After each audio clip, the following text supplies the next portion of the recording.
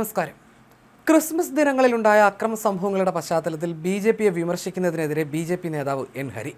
കഴിഞ്ഞ ദിവസങ്ങളിലുണ്ടായ സംഭവങ്ങളുടെ പേരിൽ ബി.ജെ.പിക്ക് നേരെ വിരൽ ചൂണ്ടുന്ന നേതാക്കൾ, പ്രത്യേകിച്ച് CPM 6 വർഷം മുമ്പ് കോട്ടയം പത്താമുട്ടത്ത് ക്രിസ്മസ് ദിനങ്ങളിൽ പള്ളി ആക്രമിച്ച വിശ്വാസികളെ തടങ്കിലാക്കിയ സംഭവം മറന്നുപോകരുതെന്ന് എൻ ഹരി ഓർമ്മിപ്പിച്ചു.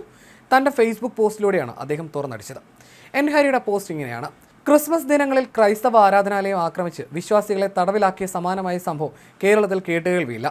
ആരാണ് യഥാർത്ഥ ന്യൂനപക്ഷ വിരുദ്ധരെന്ന് പത്താമുട്ടം സംഭവത്തിലൂടെ കേരളം മനസ്സിലാക്കിയതാണ്. ന്യൂനപക്ഷ സമൂഹത്തെ ചേർത്ത് നിർത്തി ഒരുമയോടെ മുന്നേറുന്ന ബി.ജെ.പിയുടെ വർദ്ധിക്കുന്ന ജനപിന്തുണയിൽ വിരളി പൂണ്ടാണ് ഇരു മുന്നണികളും ഒരു വിഭാഗം മാധ്യമങ്ങളും ഇപ്പോൾ കടന്നാക്രമിക്കുന്നത്. സ്കൂളിലെ പുൽക്കൂട് നീക്കാൻ ശ്രമം നടന്നുവെന്ന് അറിഞ്ഞ ഉടൻ സംഭവത്തിൽ പ്രതിഷേധിക്കുകയും മാർച്ച് നടത്തി പ്രതികളെ അറസ്റ്റ് ചെയ്യണമെന്നാവശ്യപ്പെടാനുള്ള ആർജവമാണ് ബി.ജെ.പി കാട്ടിയത്. പത്താമുട്ടത്ത് പവിത്രമായ അൾത്താര പോലും തകർത്തിട്ട് മൗനം പാലിച്ചവരാണ് ഇന്ന് ഉറഞ്ഞു തുള്ളുന്നത്. പള്ളി ആക്രമിച്ച് വിശ്വാസികളെ തടഞ്ഞുവെച്ച് ഭക്ഷണത്തിൽ മണ്ണുവാരിയിട്ട ഡിവൈഎഫ്ഐ ക്രൂരത കേരളം മറന്നിട്ടില്ല.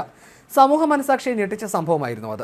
ഇന്ന് ഉറഞ്ഞുതുള്ളി മതനിരപേക്ഷതയുടെ മേലങ്കി അണിയുന്ന CPM നേതാക്കൾ ആദ്യം ക്രൈസ്തവ സമൂഹത്തോട് മാപ്പ് ചോദിക്കണം. അന്ന് എത്ര പേരെ അറസ്റ്റ് ചെയ്തു?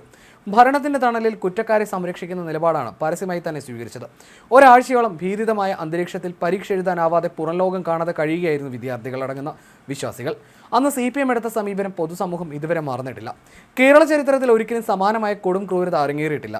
ഇന്ന് ഏകപക്ഷീയമായി കടന്നാക്രമിക്കുന്ന കോട്ടയം മുൻ MP കൂടിയായ രമേശ് ചെന്നിത്തലയുടെ നാവ് അന്ന് പണയം വെച്ചിരിക്കുകയായിരുന്നുവോ? ഇന്ത്യ സഖ്യത്തിലെ സഹകക്ഷിയായതിൽ സൗകര്യപൂർവ്വം കണ്ണടക്കിയായിരുന്നു. ഇത്തരത്തിലുള്ള സംഭവങ്ങൾ എത്ര ചെറുതാണെങ്കിലും ആവർത്തിക്കരുത് എന്ന കർശന നിലപാടാണ് ബി.ജെ.പിക്കും കേന്ദ്ര സർക്കാരിനുമുള്ളത്. പാലക്കാട് സംഭവമുണ്ടായ ഉടൻ തന്നെ ബി.ജെ.പി സംസ്ഥാന അധ്യക്ഷൻ K. സുരേന്ദ്രനും ബഹുമാനപ്പെട്ട കേന്ദ്രമന്ത്രി ജോർജ് കുര്യനും അതിനെ അപലപിച്ചിരുന്നു. ഗൂഢാലോചന പുറത്തു കൊണ്ടുവരുന്ന അന്വേഷണം ആവശ്യപ്പെടുകയും ചെയ്തു. സ്കൂളിൽ ഗണപതി ഹോമം നടത്തിയപ്പോൾ നിലവിളക്കുകൾ തൊഴിച്ചു കളഞ്ഞ് പൂജാരിയെ ആക്രമിച്ച് ആക്രോശിച്ചപ്പോൾ ഒരു പ്രതിഷേധ സ്വരവും ഉയർത്താതെ മാറി നിന്നവരാണ് ഇപ്പോൾ രംഗത്ത് വന്നിരിക്കുന്നത്. ഡിവൈഎഫ്ഐ നടത്തിയ ആ നടപടിയെ ന്യായീകരിച്ചവർ ഇന്ന് വാചാലരാകുമ്പോൾ സഹതാപം തോന്നുന്നു. ഗണപതി ഹോമം തടയണമെന്നുണ്ടെങ്കിൽ ഭരണകക്ഷിക്ക് നിയമപരമായി നിരവധി മാർഗങ്ങൾ മുന്നിലുണ്ടായിരുന്നു. അതൊന്നും സ്വീകരിക്കാതെയാണ് CPM യുവജന സംഘടന ഹൈന്ദവ വിശ്വാസത്തെ അപമാനിച്ചതെന്ന് പറഞ്ഞാണ് ഹരി കുറിപ്പ് അവസാനിപ്പിക്കുന്നത്.